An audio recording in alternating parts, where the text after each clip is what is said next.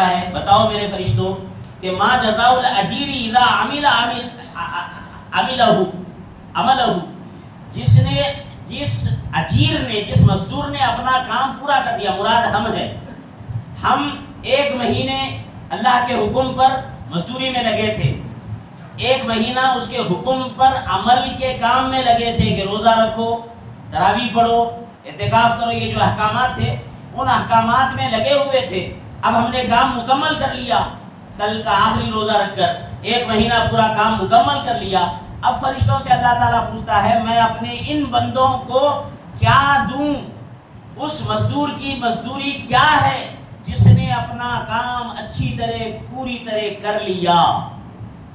سمجھ رہے آپ؟ کنایے کی زبان ہے یہ۔ کنایے کی زبان مطلب کہنا کچھ چاہ رہا ہے مگر الفاظ کچھ دوسرے استعمال ہو رہے ہیں۔ مزدور اور اجرت وغیرہ کی بات نہیں ہو رہی ہے، مزدور سے مراد حضور کی امت ہم، اور اجر عمل سے مراد روزہ رکھنا، تراویح پڑھنا، رمضان کی عبادتیں کرنا، اور اس کا جو اجر اللہ تعالیٰ دینے والا ہے وہ کیا ہے؟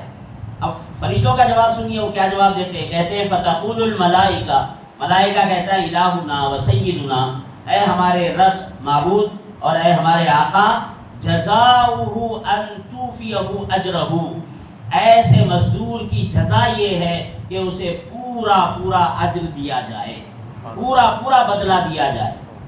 اب وہ پورا بدلہ کیا ہے؟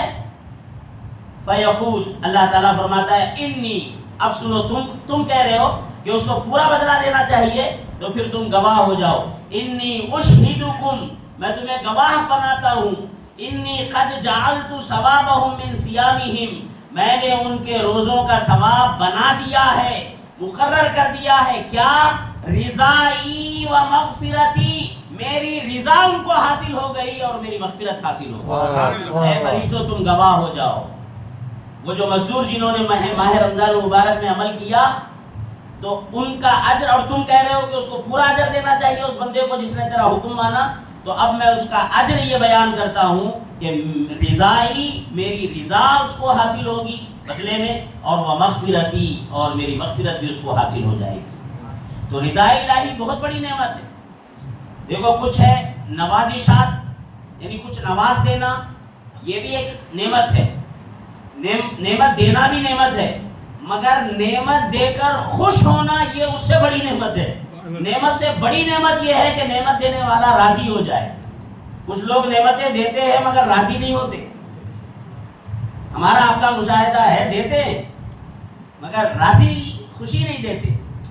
بوجھ کے تحت ایک ذمہ داری ہے، دیتے ہیں، زکوٰۃ ادا کرنا، نکالتے ہیں مگر راضی خوشی نہیں، ایک الفت بھی محسوس ہوتی ہے اندر۔ تو نعمت دینا الگ بات ہے، اور نعمت دے کر پھر جو ہے راضی ہونا، خوش ہو جانا۔ اور پھر اس کے بعد اللہ تعالیٰ فرماتا ہے، اب خطاب بندوں سے، وَيَقُولْ يَا عِبَادِي، اے میرے بندو۔ یہ الفاظ پہ غور کرو آپ، یہ اشاخ اس کی حظ لے سکتے ہیں، لطف اور ذوق مزہ لے سکتے ہیں اس لفظ کا۔ وَيَقُولْ يَا عِبَادِي، اے میرے بندو، ہم سے خطاب کرتا ہے۔ میں سمجھتا ہوں آج کے دن کی اللہ تعالیٰ کی جانب سے عیدی ہمارے لیے اگر کوئی ہے تو یہ لفظ ہے، یا عبادی، اے میرے بندو۔ یہ جو اللہ تعالیٰ فرما رہا ہے یہی آج کی بہت بڑی نعمت ہے۔ کچھ اور ملے یا نہ ملے مگر اللہ تعالیٰ اگر ہمیں یا عبادی ہے، میرے بندو کہہ رہا ہے تو یہی بہت بڑا انعام ہے۔ مگر فرماتا ہے سلونی، آج مجھ سے مانگو۔ عید کو آئے ہوئے بندوں سے، عید کی نماز ادا کرنے والے بندوں سے خطاب ہے کہ اے بندوں میں، یا عبادی، ہے میرے بندو، سلونی، مجھ سے سوال کرو۔ فَوَعِزَّتِي وَجَلَالِي، بغیر قسم کے بھی اللہ کی بات معتبر ہے۔ توجہ کرنا، اللہ تعالیٰ کی بات، قسم کھانے کی ضرورت ہے اللہ تعالیٰ کو قسم اٹھانے کی؟ اس کی تو ہر بات بغیر قسم کے بھی جو ہے معتبر ہے، مگر قربان جائے اس کی رحمتوں پر۔ قسمیں اٹھا کر فرماتا ہے فَوَعِزَّتِي، مجھے میرے عزت کی قسم، وَجَلَالِي، مجھے اپنے جلال کی قسم، لا تسألونی اليوم شیئا فی جمعکم لآخرتکم الا آتیتکم، تم آج کے دن کوئی چیز نہیں مانگو گے آخرت کے لیے، اپنی آخرت کے لیے کوئی چیز نہیں مانگو گے مگر میں ضرور ضرور تمہیں وہ عطا کروں گا۔ الا آتیتکم، مگر یہ کہ میں اس کو عطا کروں گا، تم نہیں مانگو گے مگر میں عطا کروں گا، مطلب تم مانگو گے میں عطا ہی کروں گا. تم جیسے ہی مانگو گے کچھ بھی آج کے دن مجھ سے، میں ضرور تمہیں عطا کروں گا. وَلَا لِدُنْيَاكُمْ إِلَّا نَذَرْتُ لَكُمْ، اور دنیا کے لیے تم کچھ بھی نہیں مانگو گے آج کے دن مگر میں اس پر نظر کرم کروں گا. تمہاری بہتری کس میں ہے یہ دیکھ کر دنیا بھی تمہیں عطا کروں گا. مگر آخرت کے بارے میں یہ نہیں فرمایا الا نذرت لکم. آخرت کی کوئی چیز مانگو گے تو آتیتکم، ضرور دوں گا. لیکن اگر دنیا کی چیزوں میں سے کوئی چیز، پریشانیاں دور ہونا ہے، دولت ہونا ہے، صحت ہونا ہے، ایسی کچھ چیز اگر تم مانگو گے تو کس میں تمہاری بہتری ہے تمہیں کیا معلوم؟ تمہاری صحت کے بہتر ہونے میں یا بیمار رہنے میں تمہاری بہتری ہے؟ آخرت کے اعتبار سے کیا ہے کیا نہیں وہ میں بہتر جانتا ہوں. تو دنیا کی نعمتوں میں سے تم کچھ بھی مانگو گے تو میں اس پر نظر کروں گا کہ جو تمہارے لیے بہتر ہے وہ ضرور عطا کروں گا. پھر عزیزان محترم، یہ ایک حدیث مکمل ہوئی، ٹائم مکمل ہو گیا. عید یاد رکھیں، لیس العید لمن لبس الجدید. عید یہ نہیں ہے کہ نیا کپڑا پہن لیا جائے. انما العید لمن خاف. ایک دو تین منٹ میں تو پھر انشاءاللہ جماعت کھڑی کر دیں گے کہ ہمارے اسلاف نے عیدیں منائی ہے. فاروق اعظم رضی اللہ تعالیٰ عنہ کے عید کا دن کا واقعہ ایک بڑا مشہور ہے. ہمیں کبھی بھی غرور اور تکبر میں نہیں آنا چاہیے. فخر اور یہ خوش فہمی میں کہ ہم نے ماہ رمضان مبارک کے روزے رکھے اور تراویح پڑھی، اتنی تلاوت کی، اتنی نمازوں کی پابندی کی، اب تو گویا اللہ پر واجب ہے کہ وہ ہمیں بخش دے. اللہ پر کوئی چیز واجب نہیں ہے، یہ اس کا کرم ہے. وہ مغفرت فرماتا ہے، وہ خود اعلان فرما رہا ہے کہ میں تمہیں ضرور بخش دوں گا آج.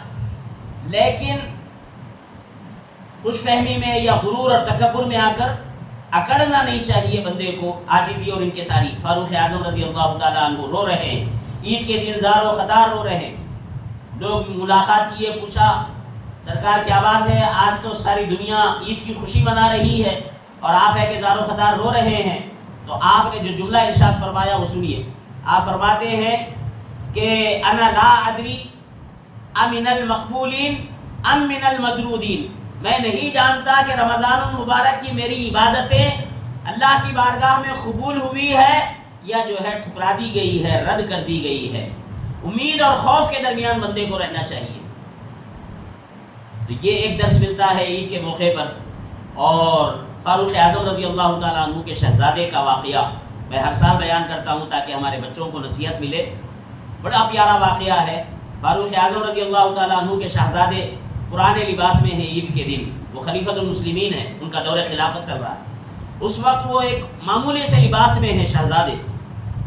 دوسرے بچے جو رعایا ہے، رعایا کے بچے اچھے لباس میں عید کے دن نیا لباس پہنے ہوئے. فاروق اعظم رضی اللہ تعالیٰ عنہ نے دیکھا کہ میرے تقوی اور میری پرہیزگاری کا اثر میرے بچوں پر بھی پڑ رہا ہے. میں تو دنیا نہیں چاہتا، میں بیت المال سے اتنا زیادہ نہیں لیتا کہ خوب عیش کروں، مگر میرے بچے یہ پرانا لباس عید کے دن بچہ پہنا ہوا ہے، کیا سوچ رہا ہوگا اپنے باپ کے بارے میں کہ دوسرے رعایا کے بچے تو اچھا لباس، قیمتی لباس پہنے عید کے دن، اور جو امیر المومنین کا بیٹا ہے اس کا لباس پرانا ہے. تو آپ کو ذرا افسوس ہوا، آنسو آ گئے آنکھ میں بیٹے کو دیکھ کر پرانے لباس میں. اور جا کر بیٹے کو قریب کر کے شفقت سے پوچھا کہ بیٹے مجھ سے ناراض تو نہیں ہو کہ میں نے تمہیں عید کے نئے کپڑے نہیں بنائے؟ میرے جو رعایا ماتحت لوگ ہیں ان کے بچے تو جو ہے اچھے نیا لباس پہنے ہوئے ہیں، تم وہی پرانا لباس پہنے ہو، اس پر راضی ہو یا مجھ سے ناراض ہو؟ تو بیٹے نے جو جملہ کہا، ہر بیٹے کو یہ جملہ ساری زندگی یاد رکھنا چاہیے. اس نے کہا کہ ابا جان، ناراض وہ بیٹا ہو جس نے اپنے باپ کو ناراض کیا ہو. میں نے آپ کو راضی کر کے اپنے رب کو راضی کر لیا ہے تو میں ناراض ہوں. میں نے آپ کو راضی رکھا ہے تو میرا رب راضی ہے. ناراض وہ ہو جن کا رب ناراض ہو جائے، میرا رب راضی ہے. کیوں؟ اس لیے کہ آپ مجھ سے راضی ہیں. تو باپ جو دے وہ پہنے، جتنا کھلا سکا وہ اس حیثیت سے. یہ نہیں کہ جو ہے آج کل کے بچوں کا کیا رونا، وقت نہیں ہے اتنا. اللہ تعالیٰ ہمارے بچوں کو بھی صحیح سمجھ عطا فرمائے. اور عید کا پیغام یہی ہے کہ خوشی کے موقع پر اللہ کی بارگاہ میں سجدہ ریزی ہو. دنیا بھی تہواریں مناتی ہے مگر کیسے کھیل تماشے لہو لعب میں. لیکن اسلام نے جو ہے 2 رکعتیں اضافہ کر دی. 5 نمازیں تو آج کی جو کی تو ہے، عید کا دن تھا تو ایک آدھ نماز کم کر کے چلو جاؤ عیش کرو کھیلو کودو، یہ نہیں کہا اسلام نے. 2 رکعتیں اضافہ کر کے اپنی بارگاہ میں جھکا کر عید منانے کا طریقہ بتایا ہے. تو مسلمان کا مزاج یہی ہونا چاہیے کہ خوشی کے موقع پر اللہ کی یاد میں اضافہ ہو. اللہ تعالیٰ ہمیں سننے سمجھنے اور عمل کی توفیق عطا فرمائے. نماز عید الفطر کا طریقہ نماز فجر میں بتایا گیا. پھر